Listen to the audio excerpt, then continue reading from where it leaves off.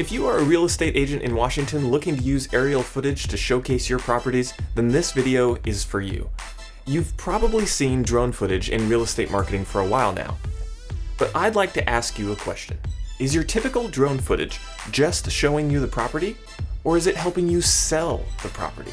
For example, have you ever seen a real estate drone video that looks like this? Well, what if it could look like this?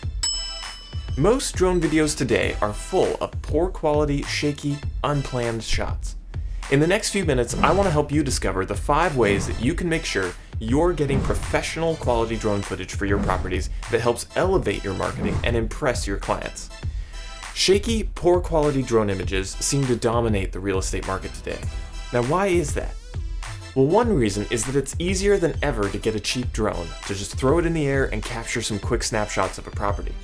But few people take the time to get good at consistently delivering high-quality cinematic footage from their drone. And not only that, but it's our experience that most people don't bother that much with safety or planning either. This combination of inexperience and a lack of forethought leads to amateur videos. So the question becomes, what makes the difference between a good drone video and a bad drone video? Let's walk through the 5 ways to make a drone video truly stand out. The changes may seem subtle, but when you compare the results side by side, the difference is unmistakable. Note that most of these things apply to still photos as well, but since video footage is harder to pull off, we'll use that as our example. The first is planning. The best drone shots are planned shots. If you just fly around without a plan, you might get a lucky shot every now and then, but more often than not, you'll end up with amateurish shots that look cheap and unprofessional.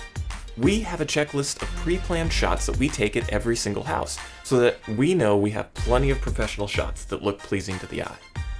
Number 2 is practice. Flying a drone functionally isn't all that hard.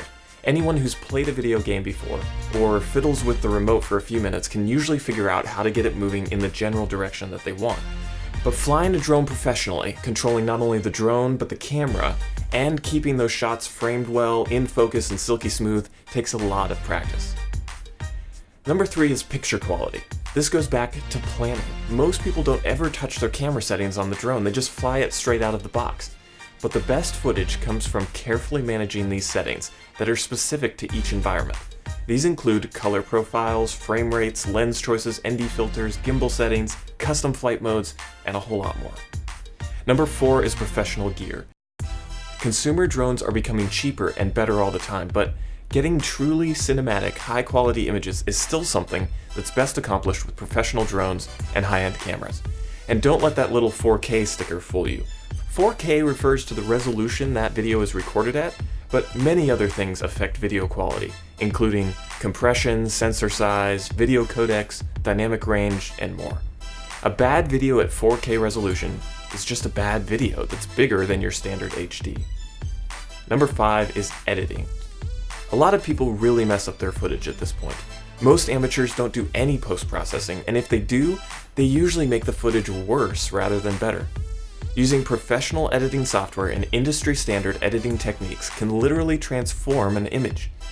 Even if you start with a decent image, most amateur photos or videos end up looking weird because the colors are too saturated or they push the contrast really high. In some cases, it can take dozens of subtle shifts to bring out the best in an image. And here's a bonus one.